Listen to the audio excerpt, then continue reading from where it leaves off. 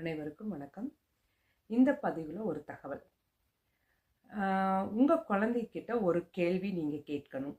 அது என்ன அப்படின்னு பார்த்தீங்கன்னா, நீங்கள் ஒரு வெளியே போயிருக்கீங்க, அந்த குழந்தை உள்ளே இருக்குது, வீட்டில் இருக்குது, தாத்தா பாட்டி இருக்காங்க, இல்லை அப்பா யாராவது இருக்காங்க. இப்போ நீங்கள் உள்ளே வந்த உடனே அந்த குழந்தையோட மனநிலை எப்படி இருக்குன்னு கேட்டு பாருங்க.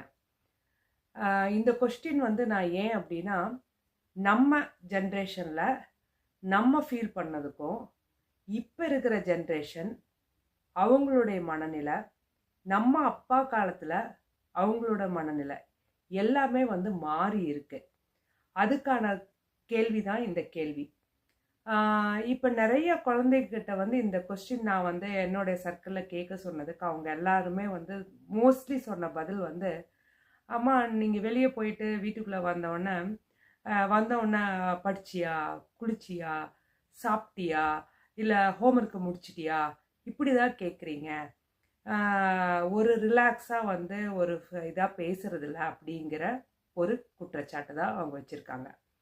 ஏன்னா நிறைய பேர் நம்ம ஒர்க் பண்ணுறோம். அது போக வீட்டில் இருக்கிறவங்களுக்கும் வேலை பிஸி இருக்கும். ஆனால் இப்போ குழந்தைங்க ஸ்கூல் முடிஞ்சு வீட்டுக்கு வந்த உடனே சீக்கிரம் சாப்பிடு, டக்குன்னு டியூஷன் போகணும், ஹோம்ஒர்க்கு ஸ்டார்ட் பண்ணு, நிறையா பண்ண வேண்டியது இருக்குது ஒர்க்கெல்லாம் அப்படின்னு சொல்லி அப்படி தான் நம்ம ஆரம்பிக்கிறோம். அந்த ஈவினிங்கை ஒரு அமைதியாக ஒரு ரிலாக்ஸாக அந்த குழந்தைக்கு ஒரு பிரேக் கொடுத்து, ஏன்னா காலையிலேருந்து அந்த குழந்தை ஸ்கூலில் படிச்சுட்டு தான் வந்திருப்பாங்க.